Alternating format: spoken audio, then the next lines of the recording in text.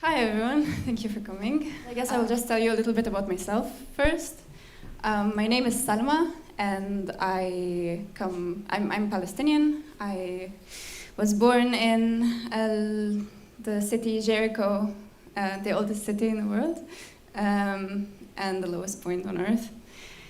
And I grew up in a little town called Bethany, Izraelio, East Jerusalem.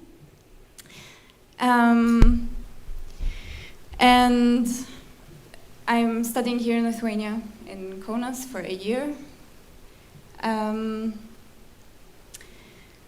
So, yeah, there's a lot of emotions currently and a lot of things going on regarding what's happening.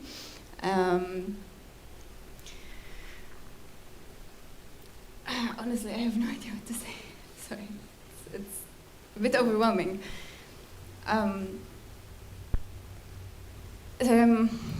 Lived in Palestine for 21 years, and it was a bit strange coming to Europe after being in that place for so long.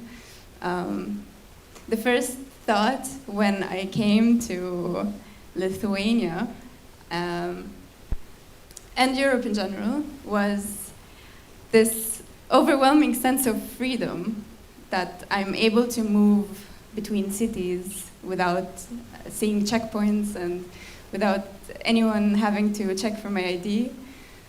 So this was something very significant for me, and to this day I'm not really getting used to it because it's so strange.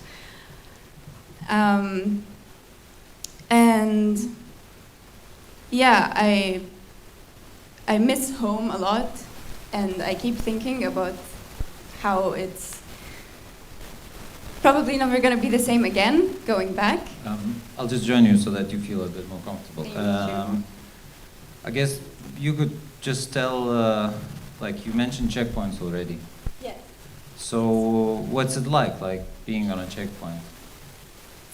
And you go through them every single day, right? Yes. It's the feeling of going through a checkpoint it's like, why am I here? Well, what did I do to actually deserve going through a checkpoint? Like, I'm living in this country. My whole life I've been living here, and I have the right to move freely. And going through a checkpoint, it just makes everything unnecessarily difficult. When the soldiers come up to you, it feels like there is this immediate sense of survival instincts kicking in. If I say something wrong, oh my God, what will he do? Do I stay quiet, or do I have to explain myself? And yeah, the first question is, show me your ID. And I give my ID, and he looks at it, and he looks at me, and he looks at it, and he looks at me. He's like, what are you doing here? Where are you going? Do you have family here? Is this your car? And he looks at the license plate, and then he has to make more questions so that I spend as much time as possible at the checkpoint. Kind of this. It's very obvious that they enjoy the sense of power over civilians from the West Bank. And what's the worst that can happen in a checkpoint? A lot of things. Well, considering that he has a weapon, the first thing that can happen is, he can pull the trigger just for a simple movement, and he would be like, oh, she tried to attack me, or she's carrying a knife. And do they have any, what happens to, let's say, a soldier who shoots you on a checkpoint and kills you or injures you? Does something happen to them? They don't get persecuted, because the first thing they say is that she or he tried to harm the soldier. And even if there is evidence, they're masters at playing with it, hiding it, deleting it, and that it would not be known. But yeah, also we're very good at just snapping a video immediately because we know that it will come in handy. And you mentioned IDs. Can you explain more about the different kinds of IDs and colors of IDs that Palestinians have, and basically how it works? Because I think many people are not aware of the fact that you have kind of a grading system of people based on the color of their IDs. Yeah, so I carry an ID that is colored green, and that means that I'm from the West Bank and I'm not allowed to go to any of the Israeli occupied areas unless I have a permit. And of course, to get a permit, that takes a whole other procedure, and it's like a 95% chance that I would not get it. And then there's people who carry the blue ID, who live inside the occupied territories, and they have freedom of movement.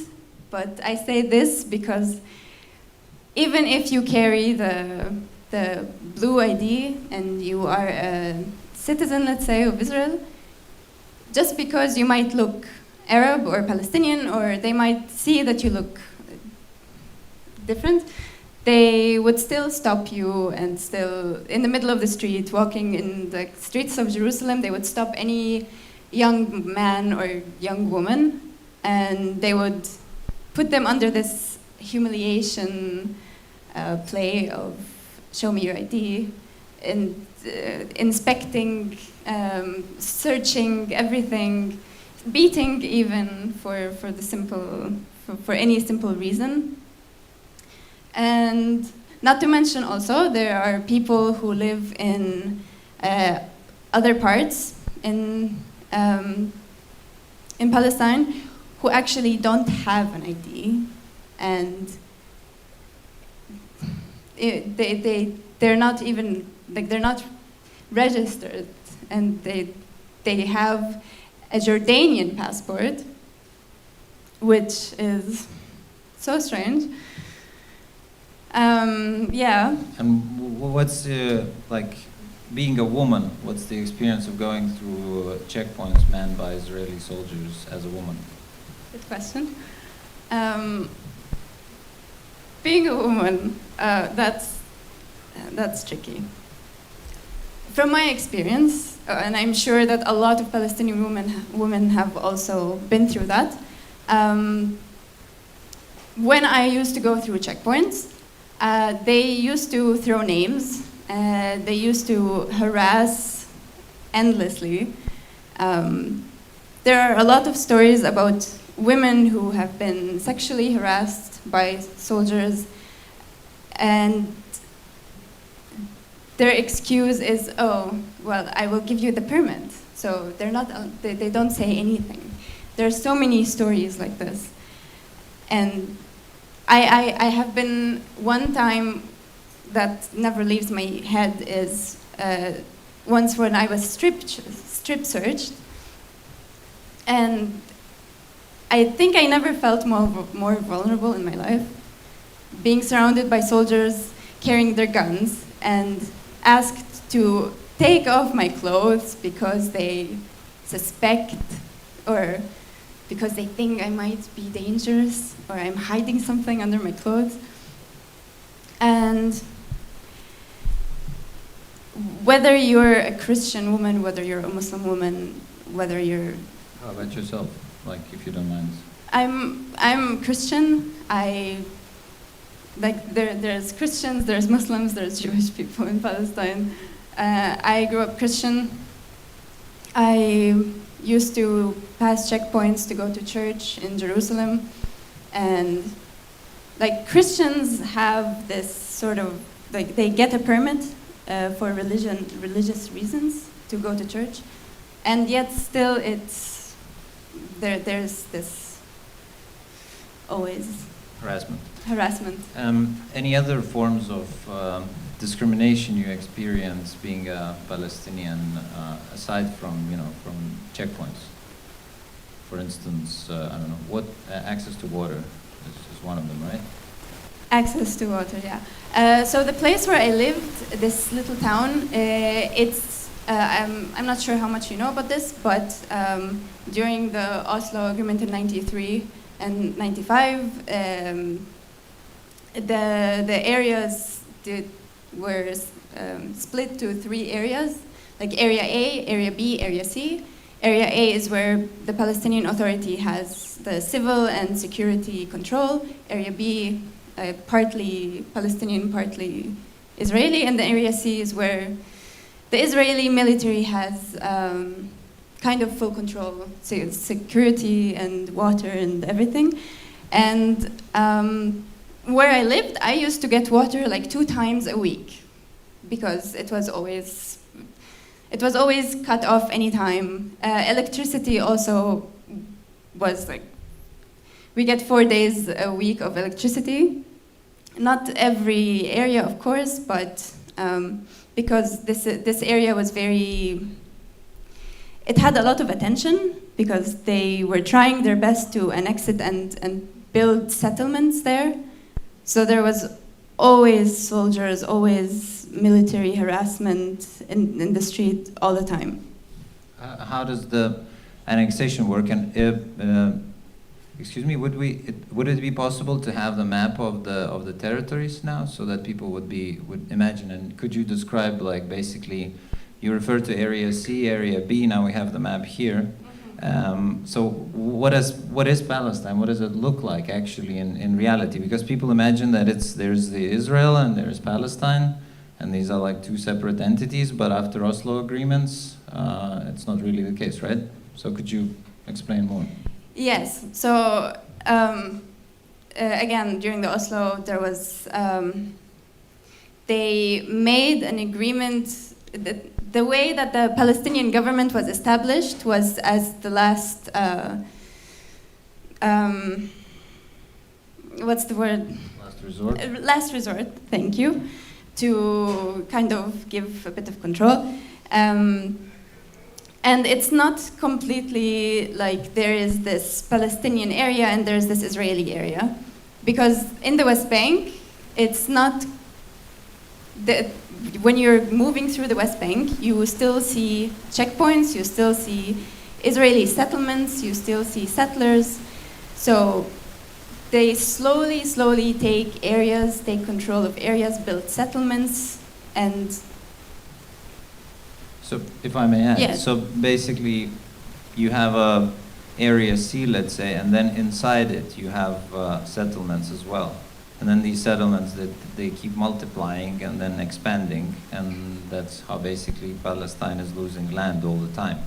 And just, I don't know, maybe not many people are not aware, but when we refer to West Bank, it's kind of counterintuitive because it's the West Bank of the Jordan River.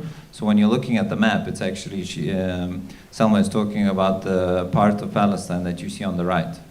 Gaza is on the left, and that's a different case. Yes, that was a perfect description. Yeah, so they build settlements, they take control, and I lived in front of a settlement, and it's kind of painful to see how the situation is because there's not that settlement is not supposed to be there. It's an illegal settlement, and the settlers have all freedom to move around while we have to be handled very tightly. Can you describe like how the actual settlement looks like? For example, for a Palestinian from the outside. I've seen some of them myself, so maybe because I think that quite describes what it actually is. It's not a nice little town exactly. It's not. The first word that comes to my mind is artificial. It looks extremely artificial because the streets of the West Bank, they look completely different. And when you look at a settlement, the first thing you see, of course, is a checkpoint. And no one is allowed there other than settlers and Israeli citizens. Definitely not Palestinians because we don't go there.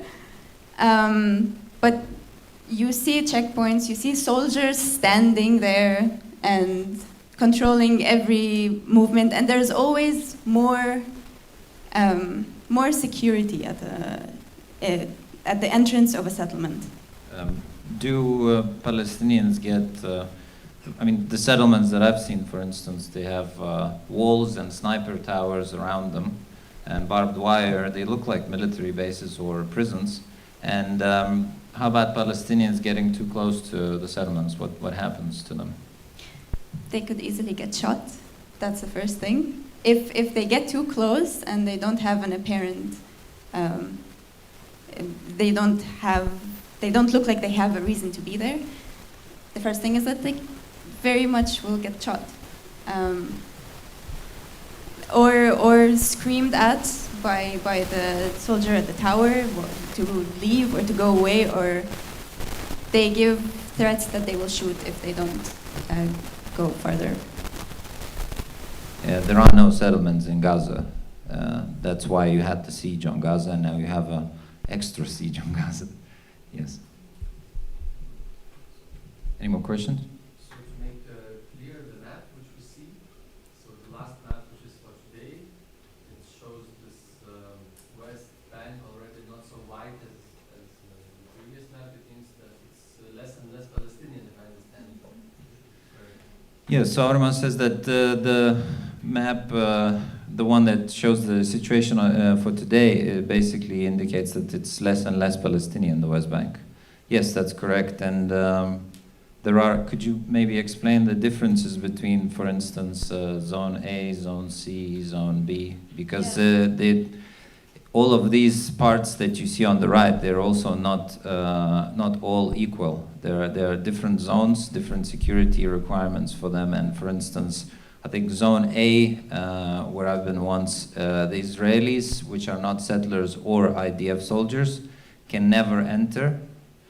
Supposedly for security, because it will be life-threatening to them, but that's basically one of the excuses, so that they never actually see what's happening in the West Bank. So coming back to the question, could you explain the difference between the different zones?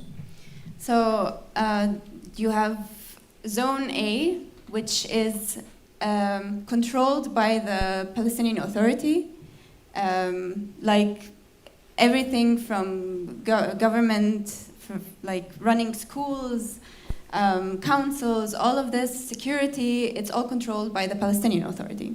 And then you have Area B, which is partly controlled by the Palestinian Authority, and mostly security-wise, it's controlled by the Israeli military. So the soldiers can enter, and I've never lived, or I don't know much about it, but this is in general how an Area B looks like. And the Area C is what I'm most familiar with. It's completely controlled by the Israeli military, even though it's in the West Bank. But because they want control over it, so that they have the ability to put security around it and randomly put checkpoints on the entrance to this area. Also, one thing that I didn't mention is on the entrance of the town where I lived, which is right next to the settlement, you have a huge sign that's in red, in Hebrew and in English, that says, "This area is very dangerous to enter." Like, they're mostly telling to the settlers and to the Israelis not to enter, because it's a dangerous area for them. And I think this is such a...